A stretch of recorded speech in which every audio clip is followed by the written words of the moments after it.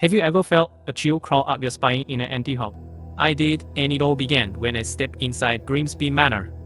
They say the place has been abandoned for decades, but rumor tells of a hidden staircase that appears only to the curious.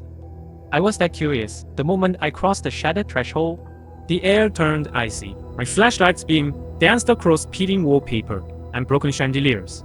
Down the main hall, a tarnished mirror reflected nothing but darkness until I noticed a smudge of fresh footprints on the dusty floor. Someone had been here before me. I found a bookshelf in the library, oddly pristine.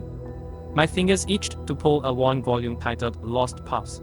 The shelf swung inward, revealing a narrow stairwell, descending into pitch black. My heart pounded, but I couldn't turn back.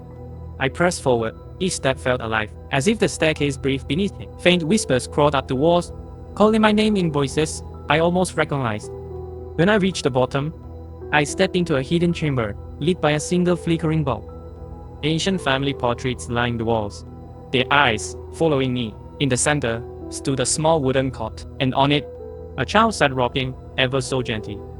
His face was pale, his eyes hollow. He looked out and whispered, "You found it?" My throat tightened. "What is this place?"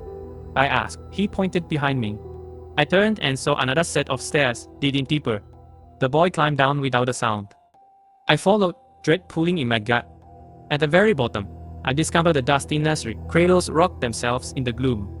Lullabies floated on the stale air. As I stepped closer, I spotted a cracked photograph. The boy, the manor's last heir, and a date engraved that would have made him over 100 years old today. My pulse spiked. Suddenly the door slammed shut. The whispers grew into a scream. The child's hollow eyes locked on mine. He raised a tiny hand and beckoned. I realized with a jolt that the child wasn't alone. All the portrait subjects hovered behind me, dozens of lost souls trapped by the staircase's curse, forced to replay their final moments for eternity. Panicking, I bolted for the stairs, but the hidden stairwell twisted into itself, like a maze with no exit. I felt icy fingers grip my ankles, pulling me back. I screamed, and in that moment, the child's voice rang clear. "Stay with us." Light exploded, and I blacked out. When I came to, I was back in the library. The book, Lost Pups, closed on the floor. The hidden door was gone. The air was still, the house silent. My heart pounded, but I had escaped.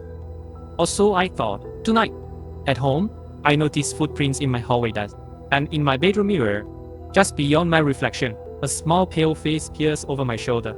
The hidden staircase has followed me, and I know it's only a matter of time before it calls my name again.